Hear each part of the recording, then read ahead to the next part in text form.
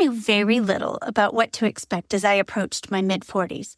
Juggling my career and family took up most of my time, and I was clueless about perimenopause. I don't recall ever hearing that word until I was close to 50.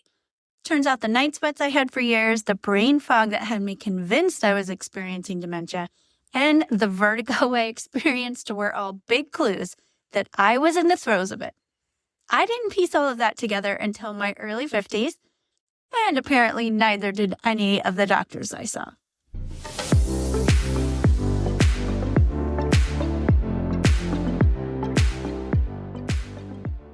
What was I expecting? Hot flashes, which I never had until after my final period, and, of course, the end of my period, which didn't happen for 6.5 years after a doctor told me it won't be long now. I knew about 2 physiological impacts. I never even considered the emotional and spiritual elements. Looking back, it's easy to feel a bit feisty about all of this, but I have gratitude for how much has changed in the past decade. Gen X women have started a public conversation, and the menopausal transition is becoming less mysterious. With that, however, comes a flood of misinformation and sales pitches. It can be a game changer to have reliable resources at the ready. I'm Karli Newman, your favorite Gen X dealer of positive vibes, life and wellness coach, and founder of FLIPSIDE of Midlife, a community for women in midlife and beyond. I love it when you carve out a few minutes for yourself and join me for an episode or two. After all, this show is about finding space for you in a season of life that sometimes feels like an out-of-body experience. My work as a life and wellness coach for women in midlife and beyond means I'm always on the lookout for information, resources, and tools that I can share with integrity. You and I both know the internet is a glorious place for finding information until it isn't. Whether it's contradictory advice, marketing disguised as articles, or just the sheer volume of content related to what you're looking for, it can be confusing and definitely overwhelming. One resource I recommend more than any other as a life and wellness coach is the Menopause Society, which you can find at menopause.org. I pulled this from their website. Founded in 1989, the Menopause Society is a nonprofit organization with the mission of empowering healthcare professionals and providing them with the tools and resources they need to improve the health of women during the menopause transition and beyond. It serves as the definitive, independent, and evidence-based resource for healthcare professionals and the public, providing accurate information about menopause and midlife women's health. I cannot encourage you strongly enough to visit, browse, and bookmark the patient education page. While you're browsing, don't miss the tips for finding a practitioner, as well as a directory listing of Menopause Society certified practitioners in your area.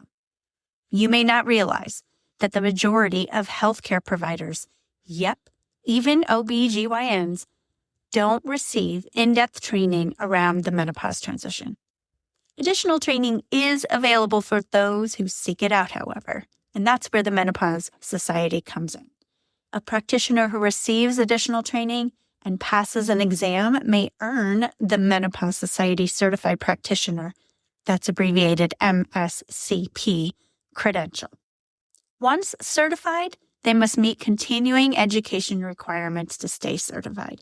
These are providers who have put in real extra effort to understand this stage of life. And those providers are who show up in the directory on menopause.org. I know you're coming across a nonstop flow of content surrounding peri and postmenopause. I thought it'd be helpful to share a few gut checks you can use as filters to tell if what you come across is reliable. First, who created it? Look for content created or reviewed by actual medical professionals with credentials in women's health or menopause specifically. Always consider the professional ethics and code of conduct of the creator. Should a wellness blogger be giving advice on hormone therapy? No. Ugh, it frustrates me. Please, my friend, if you're going to listen to advice, be sure it comes from someone who is qualified to give it. The next gut check is it trying to sell you something? There's nothing wrong with a product recommendation or some mentions or an open acknowledgement that they have affiliate links and they're going to earn some money if you click on them. If the content only exists to funnel you toward a purchase, however, this information is really just marketing. Be aware, notice that, and see it for what it is. And the last gut check, when was it published? Menopause research has evolved significantly in the past decade and even more recently for hormone therapy related information. So anything more than a few years old may be working from outdated science. The Menopause Society has that information for patients and providers.